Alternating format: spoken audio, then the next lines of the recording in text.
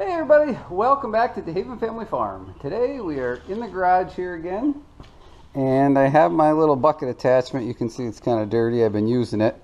So there's a couple of minor things that needed to be addressed, and the only reason I'm really making this video is because in case somebody saw my other video and decided they wanted to build one of these themselves, just trying to make your life a little easier. A couple of things that so far using it that I want to change. Some of them I did change.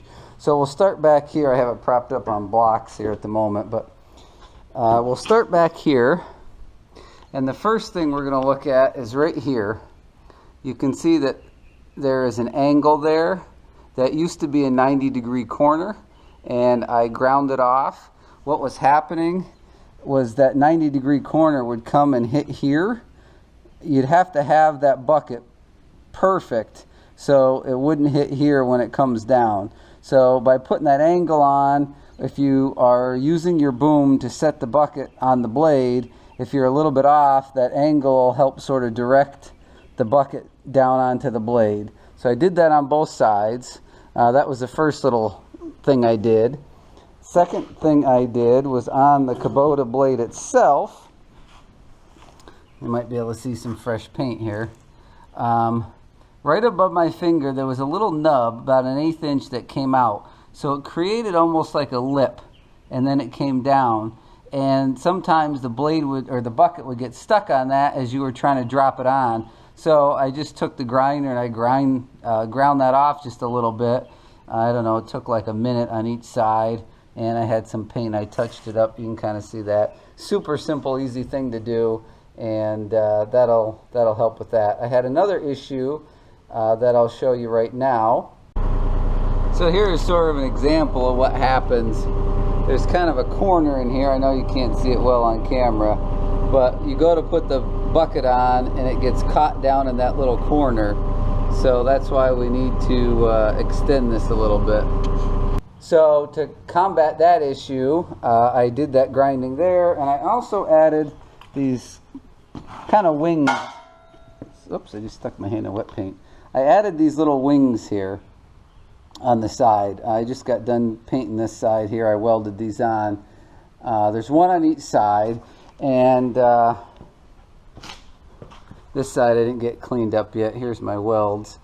But what that is going to do is it makes the bucket wider than the blade.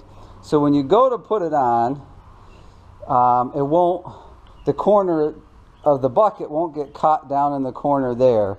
So basically this bucket should have been about 6 inches wider, and it would have been perfect. So now I'm kind of having to deal with that. I'll be painting this up shortly. Gonna have to deal with that a little bit by adding sort of those little wings on the side.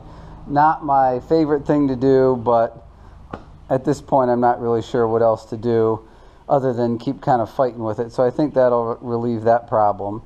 So those are just a few things that I've run across with the bucket. Overall, I've been pretty happy with it. There is a small learning curve to figuring out the positioning with your bucket and thumb versus where that big bucket is, you know, if you're going to dump it.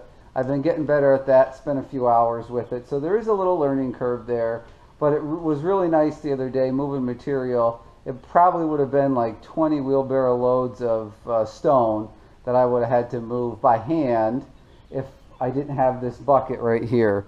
So that saved me a lot of back-breaking work by having this, and that's what it's here for. So anyway, I'm going to finish cleaning those up. I got to paint those welds there and get that all cleaned up. A couple other little spots to touch up. So that's just it for the update for today.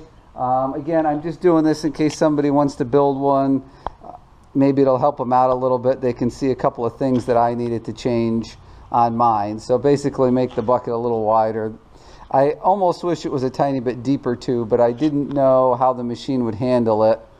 You know, if I have that full and stretched way out and whatnot. So it could have been bigger for this machine. But anyway, if you have any questions about the build, feel free to leave them in the comments. I'll do the best I can to answer them. I'm not a professional welder. I'm not a professional fabricator. Kind of trying to figure this out a bit as I go.